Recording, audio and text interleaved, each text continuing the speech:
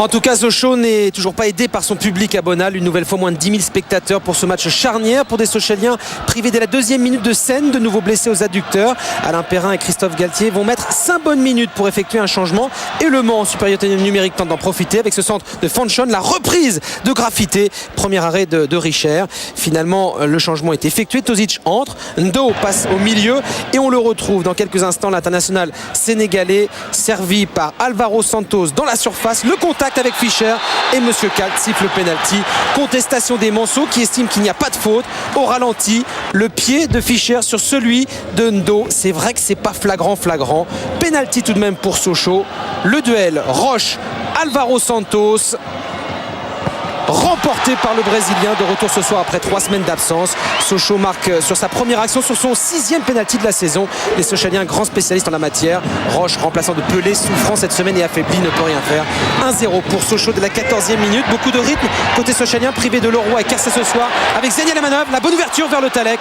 Et Roche vigilant. Confirmation de la domination de Sochaux dans cette première période. Une occasion ratée qui irrite Alain Perrin, qui regrettait dernièrement un certain manque d'efficacité offensive. Au Mans, Graffité et Samassa sont bien bloqués. Alors le danger peut venir peut-être de derrière avec la montée de Camara. Ballon enroulé, Richer est lobé, mais sauvé par la transversale. La plus belle occasion mancette dans les arrêts de jeu de la première période par un défenseur. Le coup d'œil, le culot de Camara prêté par Parme, frappe parfaitement roulée, mais Le Mans n'est pas en réussite. Un but d'avance pour Sochaux à la pause. Ça fait les affaires du président Plessis, pas du Mans, qui aimerait bien enchaîner 2 victoires consécutives cette saison pour se rapprocher encore un peu plus du maintien. Le Mans plus offensif, plus dangereux en début de seconde période avec ici Cessignon. Et puis ensuite sur ce coup franc de Romaric, cette frappe bien claquée par Richer. C'est la bonne séquence du Mans qui peut doubler Sochaux au classement ce soir en cas de succès. 20 bonnes minutes pour les Manceaux, puis le réveil de Sochaux avec ici le bon appel d'Alvaro Santos qui rentre dans la surface. Petite balle piquée devant Roche. Bacha qui remet sur le Talek, la frappe au-dessus.